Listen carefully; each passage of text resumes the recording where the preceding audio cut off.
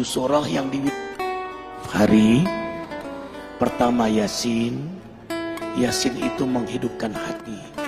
Jadi kalau setiap hari kita baca Yasin, qalbul Quran, hati kita hidup dengan nur hidayah Allah. Denyut jantung kita itu dijaga dalam hidayahnya. Kalau kita membaca surah Ar-Rahman setiap hari, maka Ar-Rahman satu-satunya dalam Quran dimulai dengan nama Allah Ar-Rahman, Maha Pengasih. Maka kita yang membacanya disayangi, dikasihi, dicintai, disukai oleh Allah. Kalau Allah sudah suka, sayang, cinta, kasih sama kita, maka para malaikat yang mulia pun mencintai kita. Kemudian para hamba-hamba Allah yang mulia, para nabinya, para walinya yang dicintai oleh Allah, mereka mencintai Allah, maka mereka pun akan mencintai kita. Kemudian yang keempat, hikmah Rahman, tumbuh sifat rahmat pada diri kita. Rahmat, kasih sayang. Sayang akhirnya kita sama keluarga kita. Seorang suami yang setiap hari baca Rahman, dia sayang pada istrinya, dia sayang pada anaknya, dia sayang kepada keluarganya, zuriatnya, sayang dia pada tetangganya, sayang dia pada umat manusia. Dia akan punya sifat rahmat, dermawan, rendah hati, tidak pernah merasa diri paling suci, tanpa kehilangan ketegasan dan keberanian pada dirinya. Itu rahasia Rahman di antaranya. Makanya setiap hari bacalah Ar-Rahman. Kemudian Al-Waqi'ah yang ketiga. Kenapa Al-Waqi'ah? Di antara hikmahnya, tidak akan pernah susah kita di dunia ini. Nggak akan menderita di dunia, tidak akan menderita sakaratul maut, tidak akan menderita di alam kubur, apalagi di akhirat nanti. Baca surah Al-Waqi'ah, coba baca terjemahan tafsirnya, dahsyat sekali. Kemudian membaca surah Al-Muluk yang keempat setiap hari. Tabarakalladzi biyadihil muluk.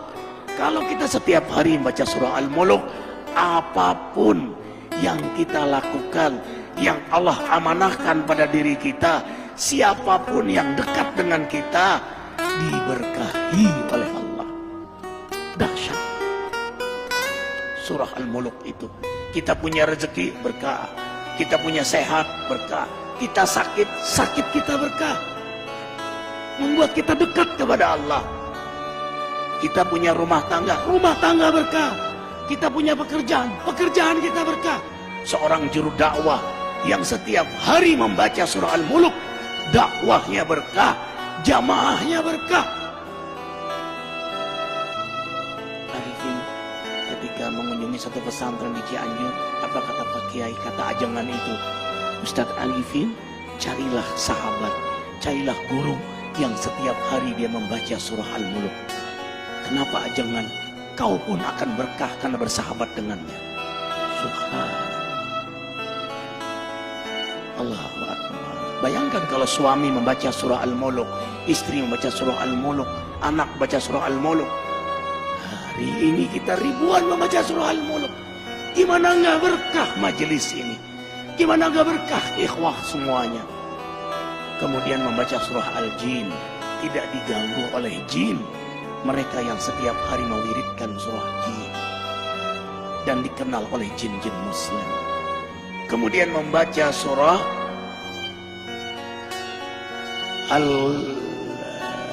Al-Muzammil yang ke-6. Al-Muzammil.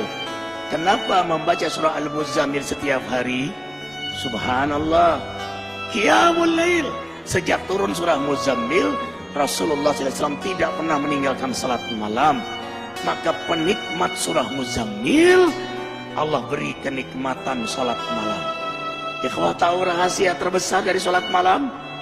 Kalau kita sudah nikmat salat malam, nikmat garis bawahi, nikmat salat malam, mau tidur saja senang, nanti malam hamba menghadapmu ya Allah. Yang Allah gambarkan dalam surah Al-Furqan ayat 64. Walladzina yabituna li rabbihim sujada wa qiyama. hamba-hamba yang beriman itu senang sekali begadang malam karena menikmati lama sujud dan berdiri di hadapan Allah. Perhatikan surah Muzammil ayat 6. Inna nasyi'atal lail hiya asyaddu wat'a wa qila. Sesungguhnya bangun di tengah malam lebih tepat untuk khusyuk dan bacaan kala itu sungguh sangat mengesankan. Lebih tepat untuk khusyuk, lebih tepat untuk nikmat, lebih tepat untuk bermesraan, berdialog, berdoa kepada Allah Jalla Jalaluhu. Subhanallah. Perhatikan surah Muzammil. Inna rabbaka ya'lamu annaka taqumu adna min thulutsil lail wa nisfahu wa thulutsahu wa ta'ifatu minal ladzina ma'ak wallahu yuqaddiru laila wan nahar alima an lan tuhsuhu wa taba alaikum faqra'u ma tayassara minal Qur'an. Imani ayat ini, antum tidak akan meninggalkan salat malam lagi. Sesungguhnya Allah menatapmu, mengetahuimu saat kau berdiri di tengah malam, separuh malam, sepertiga malam, 2/3 malam. Dalam tatapan Allah, penguasa langit bumi menatap antum. Curahkan semua isi hati antum di hadapan Allah. Itulah kenikmatan surah Muzammil. Apa kata Ibnu Qayyim? Kau dapat nikmat salat malam, separuh surga sudah kau dapatkan. Dunia ini separuh surga bagi penikmat salat malam. Para nabi, para aulia, salafus saleh, mereka penikmat salat malam. Rumah tangga akan bahagia, rezeki akan berkah. Semua urusan antum ma'unah dalam pertolongan Allah. Kuncinya ada pada salat malam. Anna syarafal mu'min qiyamuhu bil lail. Kemuliaan seorang mukmin itu ada pada salat malamnya. Allah muliakan antum dunia akhirat. Seorang suami yang salat malam mulia di hadapan istrinya. Seorang istri yang salat malam mulia di hadapan suaminya.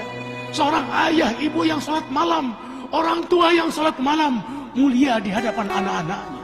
Seorang guru penegak salat malam akan mulia di hadapan jamaahnya. Walau jamaahnya tidak tahu, tapi ada haibah jalaliyah Allah berikan pada dia. Kalau dia berdoa mustajab, kalau dia bicara hikmah. Kemudian yang terakhir, kenapa kita baca surah Al-Fajr? Setiap hari azamkan diri membaca surah Al-Fajr. Karena pada akhirnya innamal a'mal bil khawatim. Amal itu bagaimana akhirnya? Kita nggak tahu istiqomahnya kita. Tahajud kita, ke masjid kita, duha kita. Apakah kita meninggal dalam keadaan tahajud? Apakah kita meninggal dalam keadaan di masjid? Apakah kita meninggal dalam keadaan terjaga wudhu kita, terjaga zikir kita? We don't know. Kita tidak tahu. Makanya kita berdoa terus, mewiridkan surah Al-Fajr setiap hari. Karena yang paling kita incar, inilah akhir dari perjalanan hidup yang paling kita rindukan.